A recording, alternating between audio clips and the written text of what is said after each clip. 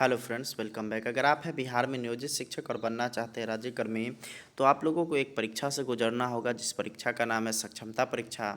उसी के क्रम में मैं आप लोगों के लिए वर्ग 6 इतिहास का अतीत से वर्तमान, पाठ 11 सुदूर प्रदेशों से संपर्क का सारा संभव ऑब्जेक्टिव प्रश्न लेकर के आ चुका हूँ। इस वीडियो को आप लोग अंत तक देखिए और इससे संबंधित सारे जानकारी को हासिल करिए। यही आप लोग के लिए एग्जामिनेशन में काफ़ी महत्वपूर्ण रहने वाला है। साथ ही साथ इस वीडियो में हम लोग जिस पीडीएफ की बात करेंगे और आपका जितना भी पीडीएफ छूटा हुआ है और साथ ही आने वाला पीडीएफ परीक्षा तक अगर आप लोग प्राप्त करते हैं तो आप लोग प्राप्त करना है तो आप लोग डिस्क्रिप्शन बॉक्स को चेक करिए, वहाँ पे मेरा व्हाट्सअप नंबर दिया गया है, उस पर आप लोग कांटेक्ट कर सकते हैं। और साथ ही साथ आप लोग वहाँ से अपना जो है जानकारी दे करके उस परीक्षा से संबंधित पूरी जानकारी ले सकते हैं। और पीडीएफ लेना है तो 399 रुपये पे कर करके सारा पीडीएफ आप लोग प्राप्त कर सकते हैं। तो चलिए अब हम लोग आगे बढ़ते हैं, क्वेश्चन आंसर देखते हैं।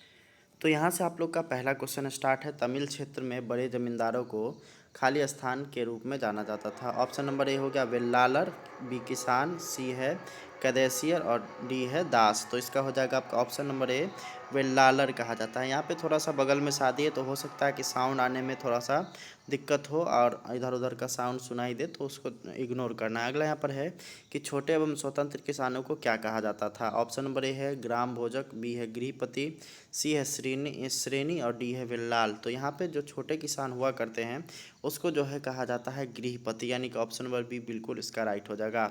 अगला यहाँ पर है कि संगम कालीन यानी कि दक्षिण भारतीय संपन्न किसानों को क्या कहा जाता था। ऑप्शन नंबर ए है ग्राम भोजक, ऑप्शन नंबर सी है कैडेसियार, सी है विल्लाल और डी है उनवार। तो यहाँ पे संगम कालीन अगर दक्षिण भारतीय संपन्न किसान जो कि बड़े किसान होते थे उनको कहा जाता था विल्लाल, और आप लोगों ने ऊपर भी देखा होगा बड़े जमींदार को क्या कहा जाता था, तो बिल्लार कहा जाता था। अगला यहाँ पर है कि सुदर्शन झील का निर्माण सबसे पहले किसने करवाया था। ऑप्शन ए अगर देखिएगा तो चंद्रगुप्त मौर्य है, ऑप्शन नंबर बी स्कंदगुप्त है, उसके बाद है रुद्र दामन है और अशोक महान है। तो सुदर्शन झील का निर्माण जो है वो आपका करवाया था चंद्रगुप्त मौर्य के द्वारा हुआ था। अगला यहाँ पर है संगमकालीन व्यापारिक नगर कौन है। ऑप्शन नंबर ए है पुहार, बी है तोंडी, सी है उड़ायूर और डी है कन्याकुमारी। तो यहाँ पे संगमकालीन व्यापारिक नगर था वो था आपका कन्याकुमारी, यानी कि ऑप्शन नंबर डी हो जाएगा। अगर आप लोग नंबर खोज रहे हैं तो यहाँ पे आप लोग को नंबर दिया गया है, इस पे आप लोग कांटेक्ट कर सकते हैं और यहाँ से इसी व्हाट्सअप पे जो है आप लोग को सारा कुछ मिल जाएगा। यहाँ पर अगला है कि तमिल क्षेत्र में साधारण हल चलाने वाले को डैश के रूप में जाना जाता था। Option number A Vellalar, B है आपका किसान, सी है कैदेसियर और डी है दास। तो वो किसान कहलाता था, यानी कि ऑप्शन नंबर बी बिल्कुल सही हो जाएगा। अगले यहाँ पर है कि तमिल क्षेत्र में भूमिहीन मजदूर उसके बाद खाली स्थान है के रूप में जाने जाते थे। ऑप्शन नंबर ए है कैदेसियर, सी है वेल्लालर, सी है किसान और डी है इनमें से कोई नहीं। तो तमिल क्षेत्र में जो भूमिहीन मजदूर होते थे उनको कैदेसियर कहा जाता था, यानी कि ऑप्शन नंबर ए बिल्कुल सही हो जाएगा। अगला है कि देश के उत्तरी भाग में ग्राम प्रधान को यहाँ पे खाली स्थान के रूप में जाना जाता है। ऑप्शन नंबर ए गृहपति, विल्लालर और ग्राम भोजक और डी है आपका दास। तो यहाँ पे देश के उत्तरी भाग में जो ग्राम प्रधान होते थे उनको ग्राम भोजक कहा जाता था, यानी कि ऑप्शन नंबर सी बिल्कुल सही हो जाएगा। आगे अब हम लोग आते हैं तो यहाँ पर है कि निम्नलिखित में से कौन ग्राम भोजक का कार्य है। ऑप्शन नंबर ए है गांव में टैक्स वसूली करना, बी है न्यायाधीश के रूप में कार्य करना और कभी कभी एक पुलिसकर्मी के रूप में भी कार्य करना, सी है आपका ए और बी दोनों, डी है इनमें से कोई नहीं। तो जो ग्राम भोजक का काम होता था ये दोनों होता था, ए और बी दोनों, यानी कि गांव से टैक्स की वसूली और न्यायाधीश के रूप में कार्य करना और कभी कभी एक पुलिसकर्मी के रूप में भी कार्य करना, यानी कि ऑप्शन नंबर सी इसका बिल्कुल सही हो जाएगा। 10वां नंबर है कि लोहे का प्रयोग कब प्रारंभ हुआ था। ऑप्शन नंबर ए है 5000 साल पहले, 4000 साल पहले, 3000 साल पहले और इनमें से कोई नहीं। तो लोहे का जो प्रयोग शुरू हुआ था वो हुआ था आपका 3000 साल पहले से। अगले यहाँ पर आता है कि दक्षिण भारत यानी कि तमिल में बड़े भूस्वामी को क्या कहा जाता था। ऑप्शन नंबर ए है आपका विल्ला और यहाँ पर रॉ छूट गया, ठीक है, विल्लालर हो जाएगा। उसके बाद है आपका उनवार और सी है कैडिसिया, डी है अधिमई। तो इसका जो सही आंसर होगा वो होगा आपका ऑप्शन नंबर ए। अगला हम लोग देखेंगे तो यहाँ पर है कि उत्तरी भारत में गांव के प्रधान व्यक्ति क्या कहलाते थे।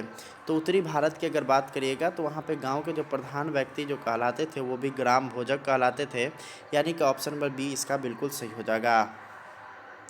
अगला सवाल है कि उत्तर भारत में स्वतंत्र कृषक क्या कहलाते थे। Option number A serf, B है गृहपति, सी है जातक और डी है आदिमयी। तो यहाँ पे हो जाएगा आपका ऑप्शन नंबर बी यानी कि गृहपति। अगला यहाँ पर है कि कई शिल्पकारों और व्यापारियों ने संघों का गठन किया जिन्हें खाली स्थान के रूप में जाना जाता है। तो इसका जो सही ऑप्शन हो जाएगा ऑप्शन नंबर डी हो जाएगा, यानी कि उनको जो श्रेणी के रूप में जाना जाता है, जो कि शिल्पकार और व्यापारियों के संघ का गठन किया था, उन्हें श्रेणी के रूप में जाना जाता है। अगला यहाँ पर है कि भारतीय उपमहाद्वीप में लोहे का प्रयोग कब से शुरू हुआ था। तो भारतीय उपमहाद्वीप में लोहे का प्रयोग जो हुआ था वो हुआ था 3000 साल पहले से इसका यूज हुआ था। अगले यहाँ पर सवाल है कि तमिल क्षेत्र में साधारण हल वाले को क्या कहा जाता था। तो जो तमिल क्षेत्र में साधारण हल वाला जो होता था उसको जो है उनवाल कहते थे, और इसी का नाम किसान भी था। ठीक है, दोनों चीज़ था, यहाँ पे किसान भी था और उनवाल भी था। अगला यहाँ पर है कि भरूच यानी कि बेरी गाजा क्या था। तो ये हो जाएगा आपका, इसका जो सही आंसर हो जाएगा भरूच, जिसको बेरी गाजा के नाम से भी जाना जाता है, वो है आपका बंदरगाह, जहाँ पे बड़े बड़े शिप आकर के ठहरा करते थे। अगला यहाँ पर आप लोग का सवाल है कि भारतीय उपमहाद्वीप में लोहे का प्रयोग लगभग कब से कितने वर्ष पूर्व हुआ। तो ये हो जाएगा आपका ऑप्शन नंबर बी यानी कि 3000 साल वर्ष पूर्व जो है यहाँ पे इसका यूज होना शुरू हुआ था। अगला है कि तमिल क्षेत्र में बड़े भूस्वामी को क्या कहा जाता था। तो ये हो जाएगा आपका ऑप्शन नंबर सी वेल्लालर। अगला यहाँ पर है कि तमिल क्षेत्र में भूमिहीन दास क्या कहलाते थे। तो उसको अदिमई कहा जाता था, यानी कि ऑप्शन नंबर डी बिल्कुल सही हो जाएगा। अगला यहाँ पर सवाल है कि भारत के उत्तरी क्षेत्र गांव का प्रधान क्या कहलाता था।